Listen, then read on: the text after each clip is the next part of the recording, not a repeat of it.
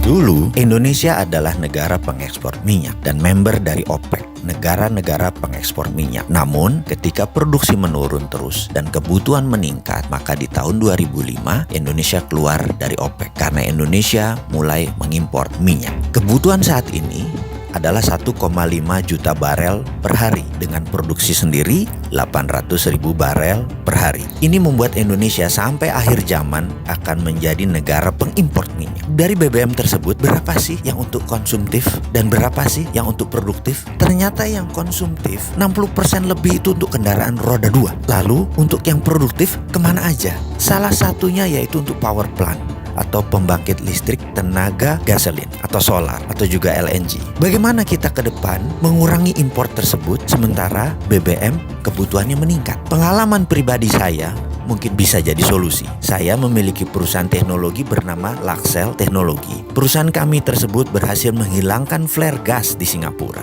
Kami memiliki surat resmi dari pemerintah Singapura, dari Shell, dan dari Mobil Oil atas suksesnya menghilangkan 5 flare gas dan menjadi zero flaring. Dengan teknologi ini, bagaimana kalau kita membuat dua hal dengan satu tenaga? Kita menjadi negara pertama di dunia yang berhasil menghilangkan gas suar bakar atau flare gas, dan kedua adalah kita menjadi negara yang mendukung lingkungan hidup, yaitu fight global warming. Kita tahu bahwa saat ini ada lebih dari 700 mm SCFD flare gas dibakar setiap harinya di 8 provinsi di Indonesia, terbesar di wilayah Sumatera dan di Blok Cepu. Sekali lagi, flare tersebut dibuang percuma. Kalau dinilai dengan uang, maka nilai 700 mm FCFD itu adalah 5 triliun rupiah per tahun yang kita buang. Kedepan mengapa kita tidak memanfaatkan sampah ini? Flare gas tadi jugalah yang membuat Indonesia dalam statistik global warming lingkungan hidup dunia memberikan kontribusi penyebab panas bumi lebih dari 5%. Saya jamin dalam 5